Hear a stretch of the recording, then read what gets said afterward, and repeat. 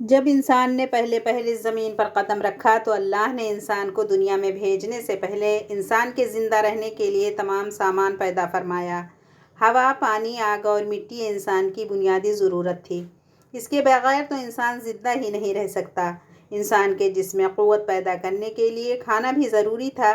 اس کے لیے اللہ نے پھل، پھول، میوے، پودے، ہرے بھرے درخت پیدا کیے۔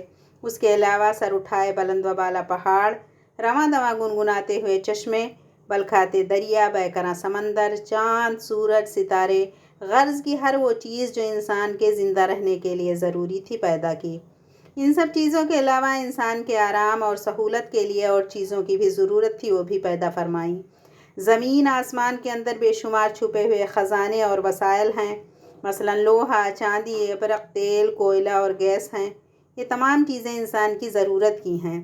ان سے انسان فائدہ حاصل کرتا ہے۔ ان تمام چیزوں کو زمین کے اندر سے نکالنے اور دریافت کرنے کے لیے ایک ایسی ذی عقل اور علم رکھنے والی ہستی کی ضرورت تھی جو ان تمام چھپی ہوئی اور اوجھل چیزوں کو ڈھونڈ کر نکالے اور اپنے ہی لیے کارآمد بنائے۔ یہی ہستی جسے انسان کہا جاتا ہے۔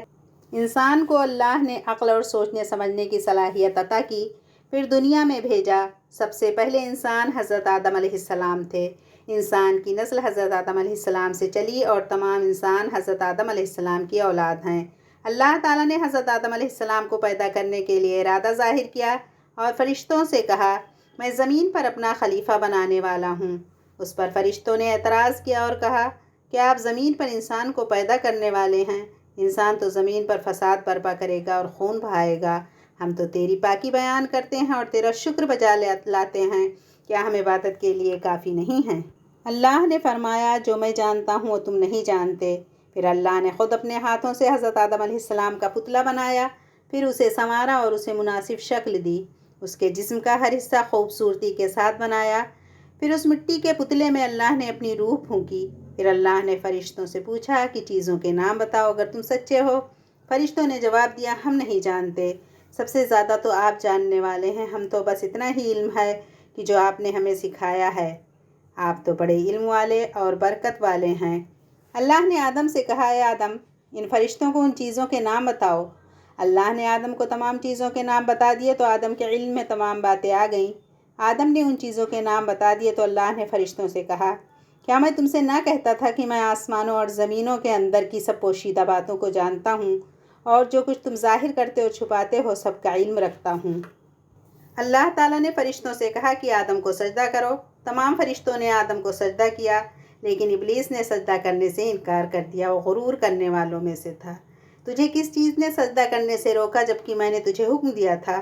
اللہ نے پوچھا۔ ابلیس نے کہا، آپ نے انسان کو مٹی سے بنایا اور مجھے آگ سے پیدا کیا۔ ابلیس کے معنی مایوس اور نا امید ہونا ہے، اسی لیے کہا گیا کہ جو شخص اللہ سے نا امید ہوتا ہے وہ ابلیس کے تابع ہوتا ہے۔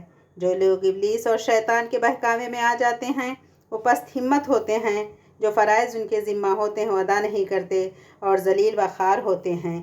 جب ابلیس نے سجدہ کرنے سے انکار کیا تو اللہ نے فرمایا، تو آسمان سے اتر، تو نے تکبر کیا اور تو ذلیل و خوار ہوا۔ ابلیس نے کہا، مجھے قیامت تک کے دن کی مہلت دیجیے۔ اس پر اللہ نے فرمایا، تجھے مہلت دی گئی۔ ابلیس نے کہا، میں تیرے بندوں کو گمراہ کروں گا اور ہر طرف سے ان کو گھیرے میں رکھوں گا، وہ تیرا شکر بھی نہیں کریں گے۔ اللہ تعالیٰ نے حضرت آدم علیہ السلام کو حکم دیا کہ اے آدم، تم اور تمہاری بیوی بہشت میں رہو اور جو کچھ کھانا ہے فراغت سے کھاؤ، اور ایک خاص درخت کی طرف اشارہ کرتے ہوئے کہا کہ اس درخت کی طرف نہ جانا ورنہ تم ظالم قرار دیے جاؤ گے۔ چنانچہ آدم اور حضرت بیوی حوا آرام سے رہنے لگے تو شیطان نے دونوں کے دلوں میں وسوسہ ڈالا کہ تمہارے رب نے تم دونوں کو اس درخت کے قریب جانے سے اس لیے منع فرمایا کہ کہیں ایسا نہ ہو کہ تم ہمیشہ ہمیشہ کے لیے زندہ رہنے لگو۔ میں تمہارا خیر خواہ ہوں اور تم دونوں کی بھلائی چاہتا ہوں۔ شیطان کے فریب میں آ کر حضرت آدم اور حوا نے درخت کا پھل چکھا تو دونوں بہشتی لباس سے محروم ہو گئے۔ ان کے جسم سے بہشت کا لباس اتر گیا۔ دونوں اپنے اوپر جنت کے پتے جوڑ جوڑ کر رکھنے لگے۔ ان کے رب نے ان کو پکارا اور کہا، کیا میں نے تم دونوں کو اس درخت کے قریب جانے سے منع نہیں کیا تھا اور یہ نہ کہا تھا کہ شیطان تمہارا کھلا ہوا دشمن ہے؟ حضرت آدم اور حوا دونوں سے غلطی ہوئی، انہوں نے اللہ کا حکم نہیں مانا۔ اس غلطی پر دونوں کو سخت ندامت ہوئی۔ آدم نے اللہ سے معافی طلب کی اور دعا کی، اے میرے رب، ہم نے اپنے نفس پر ظلم کیا، اگر آپ ہم پر رحم نہ کریں اور ہماری مغفرت نہ کریں تو ہم نقصان اٹھانے والوں میں سے ہو جائیں گے۔